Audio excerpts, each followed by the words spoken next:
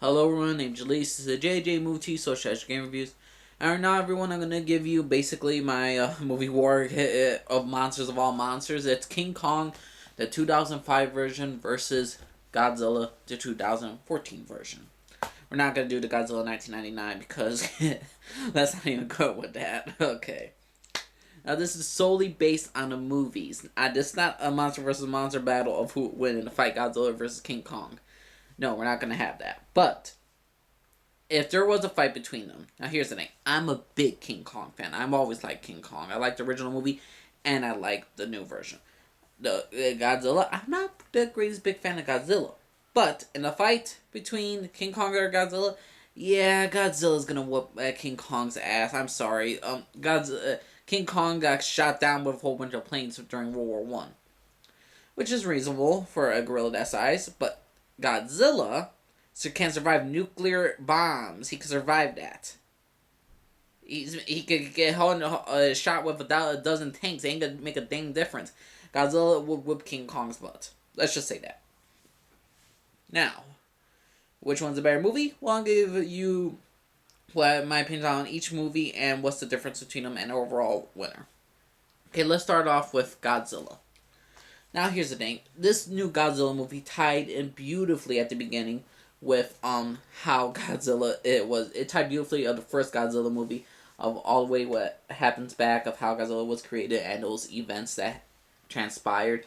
And there are many great things about this film. For instance, the Bryan Cranston, the guy from Breaking Bad, for instance, he's in this. He's basically he basically is a not nuclear physicist, but he studies the currents of the oceans and all that stuff. He's a very much like he's a scientist. What can I say? But the thing is, though, he's during this event in 1999, an event happens that shakes Japan up, and they say it was an earthquake, which was not. And during that time, Bryan Cranston loses his wife on his birthday, which is very, very sad. So we get to know the characters in this. We get to know Bryan Cranston's character, who's trying to prove to everyone that this was not just an actual event, that it was something else, and everyone's cut, and the government is hiding something. That's what Bryan Cranston's character is, and it's his devotion to make things right, to finding out the truth, and all that stuff. He knew his data wasn't wrong. He knew something big was happening, and he just had to figure out what. And then we also get to his son, who also lost his mother, just like Bryan Cranston lost his wife. He's already with his wife, Elizabeth Olsen, and the actor, Bryan Cranston's son, is Aaron Taylor Johnson, and he does a good job in this movie, too. And it's really all about them trying to move on, but not really moving on in a sense, and finding out the truth. It's Godzilla. And for the better part of this movie, it was pretty dang good. The first 45 minutes were awesome, but then they kill off Bryan Cranston's character off for no apparent reason, in the most stupidest way. And this is not the actor's fault like Aaron Taylor Johnson. He has to pick up right afterwards. But no, it goes in the classic cliche of the military must find a way to get rid of these monsters, Godzilla and the other two monsters, these two insect monsters that are terrorizing the entire Earth. And basically, it's just a typical old-fashioned sense, and it's just very predictable after Bryan Cranston's character dies. And then you immediately have to back everything up because Bryan Cranston was such a great actor, and since he was the main character for the story of Godzilla, then you have to get his son more involved. But they don't know what to do with Aaron Taylor Johnson's character at all. I'm sorry. They don't know what they were doing with the second half of this film. They just knew they were going to have a monster movie, and they just want two monsters to fight after each other. There was nothing special. Now, is this the Godzilla fans have been waiting for years? In some cases, yes. Is this better than the 1999 version? Hell fucking yeah. This was a good movie. This was a classic movie compared to that god-awful shit, but still. This movie, on itself, was good. It was good, but it could have been great. It could have been the best Godzilla movie. It could have been the best, but to me, it's not. And here's the thing, I have not seen all the Godzilla films. The most I remember is Godzilla vs. Mothra, which I still love, Godzilla the first one, and Godzilla vs. King Kong. Now, Godzilla the movie, I think it's a pretty good film. I don't hate this film. I just hate the fact the direction afterwards, after I get rid of Bryan Cranston's character, then it becomes totally predictable. And basically it's basically like this. Okay, it's like what you expect. It's just what you expect. In a monster versus monster movie, that's what you expect. That's why I'm not a big fan of Godzilla and all that stuff. But yeah, overall out of a 10, it's an 8 out of 10. Godzilla, the movie. Now, to me, King Kong, this movie, King Kong, directed by Peter Jackson, is a fantastic film. And here's the thing.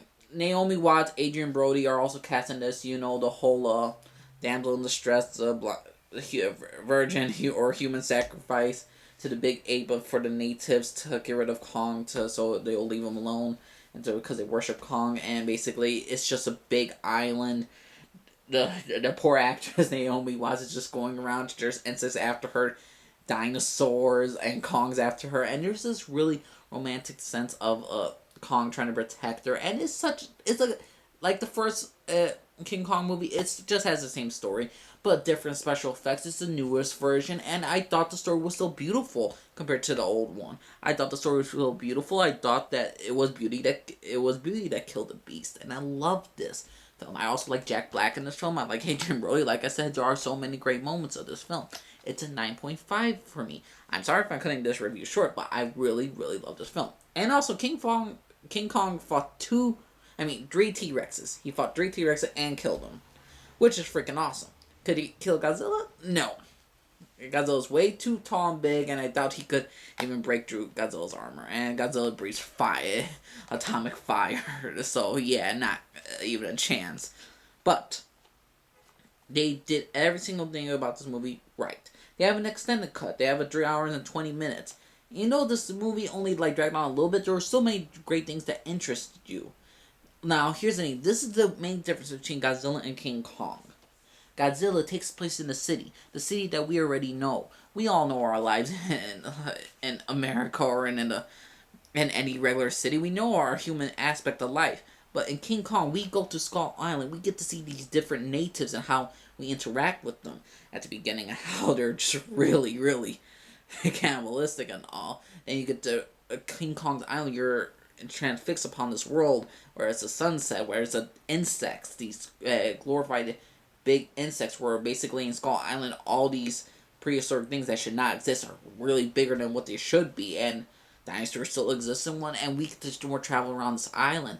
And there's so many more characters involved. Like with this Godzilla movie, they only focus on Bryan Cranston's character, and when they got rid of him for no reason whatsoever, I mean, they should got rid of, if they want to get rid of him, save it to the end. Don't kill him off right in the middle. What the fuck?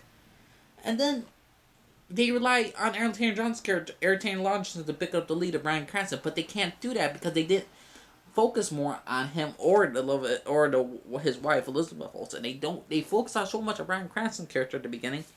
When he was gone, you only had Godzilla and 2 monster movies, and then you were not even interested with the human in this point. With this one, you're interested in the human lives directly. Naomi Watts is like the second main character to King Kong. She's basically trying to survive this, and she's along with this ride with him. She slowly bonds with him. King Kong is her protector out the island, and she's trying to protect him when he comes to her place, basically, when he's in chains and all that stuff. You're interested in this character throughout. You're interested in what's happening with the human characters, what's going to happen. You're interested. Because they saved it and they did the right things. But with poor judgment and poor directing, in my opinion, for Godzilla, it was not... It should have been, like I said, it should have been greater than it was, but no. So out of this movie wars, who wins between Godzilla 2014 or King Kong 2005? It's definitely King Kong by a long shot. King Kong 9.5 out of 10. This is a near perfect film, in my opinion. Just some things like special effects and you didn't need certain scenes, but still. It's not like they had stuff that they didn't really need. That's the main thing about their problem. They don't have no casting issues. They don't have no acting faults. They don't have no directing faults. They didn't make stupid mistakes like the Godzilla movie of 2014 did. Like I said, Godzilla 2014 had a lot of great moments, but then they really just don't know what to do for the second half of the movie, except for have 2 monsters. Except to have a monster battle. And that's what you expect. You're predicted it at the end. And with King Kong, yes, it's predictable King Kong, but you still love the characters. You're still interested and devoted to this. But for Godzilla 2014, it wasn't devoted to me. Now, let me know what you all think, everyone. Subscribe if you like, disagree if not. King Kong is the better version of this. I'm a bigger King Kong fan than Godzilla, but I admit it, Godzilla will whoop King Kong's ass in a fight. So everyone, this is the movie wars. Let me know what y'all think, everyone. This is Jalise. I'm signing off. Y'all have a good day, everyone. Bye bye.